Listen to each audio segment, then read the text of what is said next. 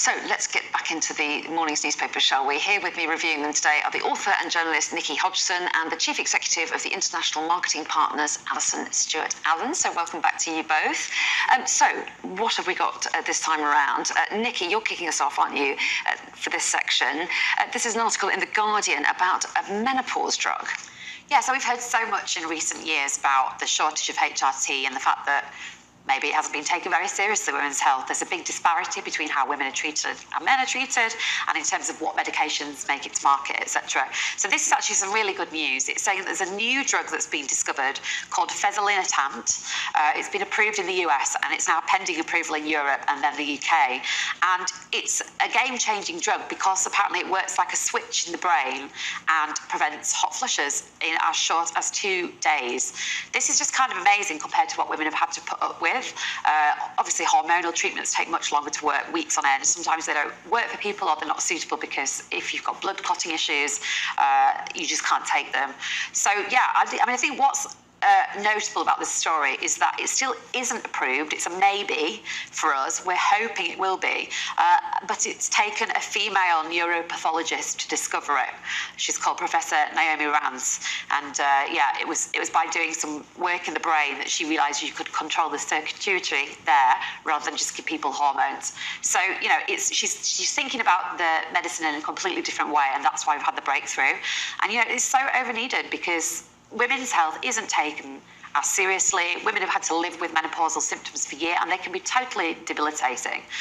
So it is good news overall, but we really need to get it approved. We just have to wait and see if it will be. Yeah, and there are lots of symptoms apart from hot flushes, but that is one of the rather unpleasant ones that can affect people's sleep and all the rest of it. I mean, just a quick word, because I know this wasn't something that you were going to talk about, Alison, but there is much more of a conversation around the menopause generally, isn't there? And there is. Do you think that is shifting attitudes in the workplace, amongst families? Absolutely. You know, so that people have a bit more of an understanding of what some women go through. Of course. Women go through. Absolutely, and it's good. And it's time for this conversation. And let's be honest, businesses are driven by economics and profits and keeping talent. And if they lose the talent, female talent, because of not addressing the menopause, then there's an economic cost to the company. So while on the one hand it might seem that it's been, you know, doing so because it's the right thing to do, it's also commercially driven. Right, so at least there's more than one reason that hopefully things will happen, yeah. Okay, let's go to the Mirror now, shall we? And there's been a rise in the amount of air rage, hasn't there? And the Mirror picks up on this. Yes, absolutely. So between 2019 and now, 2022, incidents in the air of all sorts, stripping, drinking to excess, violent attacks, and lots of other bad behavior has tripled between 2019 and 2022.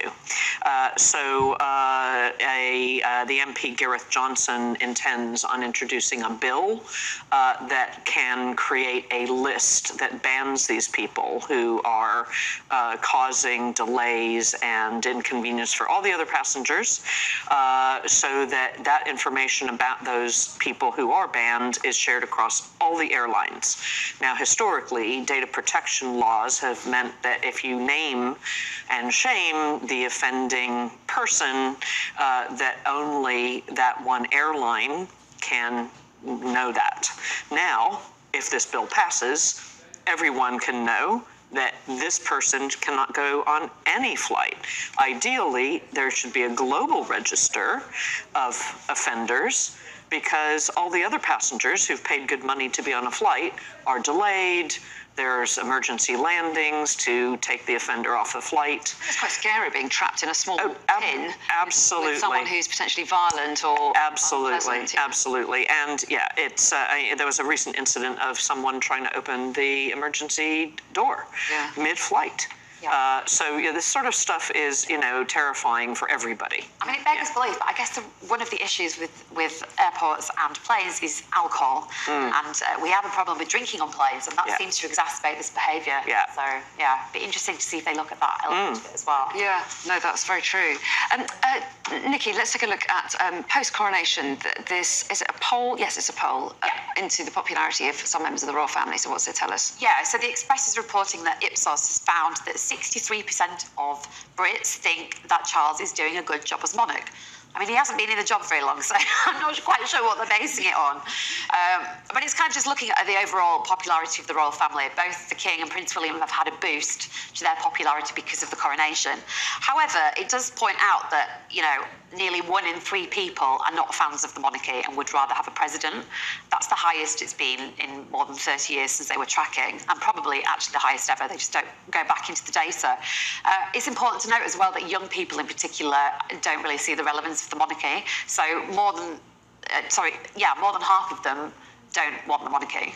So, the way this story is presented is, it's a positive boost for the royal family and it's all good news. But actually, if you dig into the numbers and flip them, you see that it's not great news. They've got a lot of work to do in holding on, and we don't even know if William will be crowned king at this point. Well, yeah, I mean, it's such a challenge to stay relevant. It's one thing having a big blockbuster event with the most extraordinary pictures to look at, but maintaining interest and relevance is going to be a real struggle for them. And they're a brand. Let's be honest. The royal family attract huge numbers of tourists to the United Kingdom.